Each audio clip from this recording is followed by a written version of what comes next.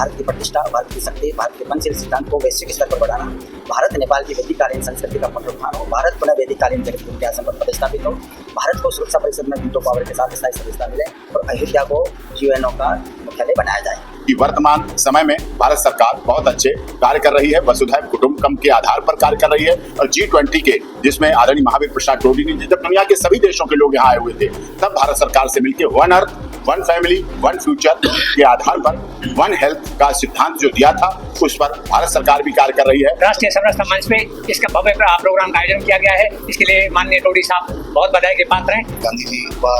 Second प्रधानमंत्री लाल बहादुर शास्त्री जी की जयंती पर हम सब यहाँ पर उपस्थित हुए हैं और इसमें हमने आज बहुत सारी जो देश में हमारे देश में बहुत सारे भागों से जो है ना प्रतिभाएं आई हैं, जिसमें खास तौर पर नारी शक्ति ने भी आगे बढ़ चढ़कर इस अहिंसा के सिद्धांत को आगे बढ़ाते हुए देश का नाम बढ़ाया है। गांधी जयंती के अवसर पर अंतर्राष्ट्रीय समरसता मंच के तत्वावधान में राजघाट महात्मा गांधी की समाधि पर मंच के संयोजक महावीर प्रसाद टोरडी के नेतृत्व में श्रद्धा सुमन अर्पण कार्यक्रम संपन्न किया गया। इस अवसर पर आयोजित समारोह में राष्ट्रपिता महात्मा गांधी के जीवन व भारत देश की आज़ादी में उनके योगदान पर प्रकाश डाला। वह अंतर्राष्ट्रीय समरसता मंच के उद्देश्य, भारत की प्रतिष्ठा, भारत की शक्ति, भारत के पंचशील सिद्धांत, भारत को संयुक्त राष्ट्र संघ को स्थायी सदस्यता के साथ वीटो पावर अधिकार मिले, संयुक्त राष्ट्र संघ का मुख्यालय अयोध्या में स्थापित हो, इसके बारे में वक्ताओं ने अपने उद्बोधन में विचार प्रस्तुत किए। इस अवसर पर समरसता सम्मान से सम्मानित किया गया। प्रतिभाओं को सम्मान स्वरूप शाल ओढ़ाकर, अभिनंदन पत्र, स्मृति चिन्ह प्रदान कर एवं पशुपतिनाथ मंदिर से प्राप्त प्रसाद स्वरूप रुद्राक्ष भेंट कर सम्मानित किया गया।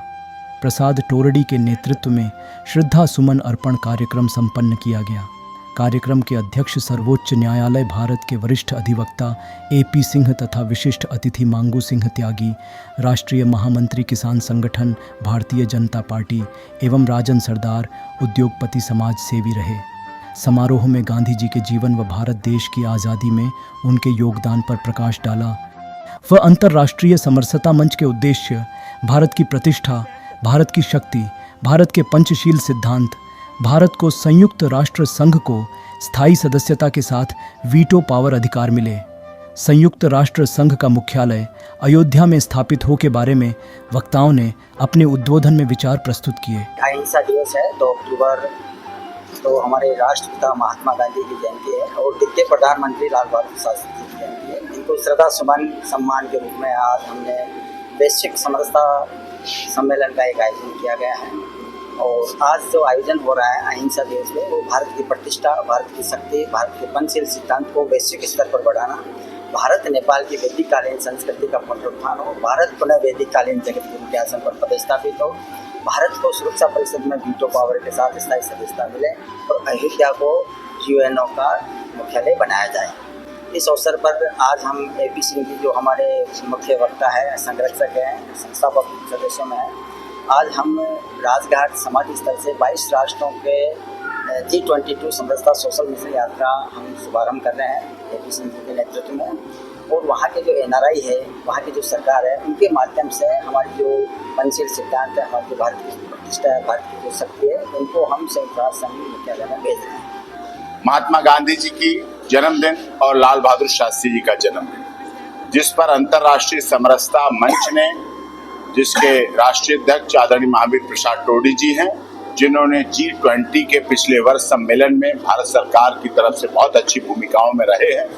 इसीलिए जो अभी तक 2 अक्टूबर को अहिंसा अवार्ड दिया गया, अंतर्राष्ट्रीय अहिंसा अवार्ड के द्वारा सम्मानित किया गया है विभिन्न प्रतिभाओं को, जो कि गुवाहाटी से चौपाटी, कन्याकुमारी से कश्मीर तक के लोग यहाँ पहुँचे हैं, चुने हुए प्रतिनिधि हैं, उनका सम्मान किया गया है। कि वर्तमान समय में भारत सरकार बहुत अच्छे कार्य कर रही है, वसुधैव कुटुंबकम के आधार पर कार्य कर रही है और G20 के जिसमें आदरणीय महावीर प्रसाद टोडी जी जब दुनिया के सभी देशों के लोग यहाँ आए हुए थे तब भारत सरकार से मिलकर one earth one family one future के आधार पर वन हेल्थ का सिद्धांत जो दिया था उस पर भारत सरकार भी कार्य कर रही है और पूरी दुनिया के लिए कार्य इस करके यूएनओ का, यूनाइटेड नेशंस का जो हमारा हेड ऑफिस है अभी तक है, उसे अब यहाँ भारत में भी आना चाहिए। भारत में सबसे अच्छा स्थान इसके लिए प्रभु श्री राम की नगरी अयोध्या है, जो इतने दिनों का रुका हुआ फैसला वर्तमान सरकार और वर्तमान सुप्रीम कोर्ट ने उसमें फैसला पारित किया, जिसकी वजह से अयोध्या में प्रभु श्री राम का भव्य मंदिर निर्माण हुआ। 23 और 24 अक्टूबर को हम अंतर्राष्ट्रीय सम्मेलन बहुत बड़े स्तर पर करने जा रहे हैं, जिसमें नेपाल, भूटान, बहुत देशों के राष्ट्रीय अध्यक्ष पहुंचेंगे और हम यहाँ तमाम हस्तियों को जो राष्ट्र जिन्होंने हमें सम्मान दिया है राष्ट्र ध्वज के रूप में, हम उनका यहाँ सम्मान करेंगे। महात्मा गांधी जी और देश के द्वितीय प्रधानमंत्री लाल बहादुर शास्त्री जी की जन्मतिथि है। राष्ट्रपिता महात्मा गांधी का 155वां जन्मदिन है। हम बहुत गौरवान्वित महसूस कर रहे हैं कि हमारे राष्ट्रीय समरसता मंच पे इसका भव्य प्रोग्राम का आयोजन किया गया है। और मैं महावीर प्रसाद टोडी जी का बहुत बहुत धन्यवाद करूंगा कि इन्होंने पूरे देश से ऐसी प्रतिभाएं ढूंढ के लाए हैं जो समाज सेवा के लिए कार्य कर रही है। हाँ, जिनको कोई सम्मान मतलब अनदेखी हो रही थी और सम्मान नहीं मिल रहा था, आज उनका यहाँ सम्मान हुआ है। वो अब विभिन्न अपने क्षेत्रों में कार्य करती है, स्थान नहीं मिल रहा था किसी कारण से, कोई भी कारण हो सकता है, लेकिन उनको हमारे इस मंच द्वारा, जो महावीर प्रसाद टोडी के प्रयासों द्वारा उनको तलाश के और यहाँ उनको जो है ना एक मंच पे जो है ना सम्मान दिया गया है, जो बहुत ही सराहनीय कार्य है। और देश का नाम बढ़ाया है, उन सभी व्यक्तियों को सम्मानित किया गया है, जिसमें खास तौर पर नारी शक्ति ने भी आगे बढ़ चढ़कर इस अहिंसा के सिद्धांत को आगे बढ़ाते हुए देश का नाम बढ़ाया है। प्राइम टाइम हिंदी से अर्जुन सिंह की रिपोर्ट।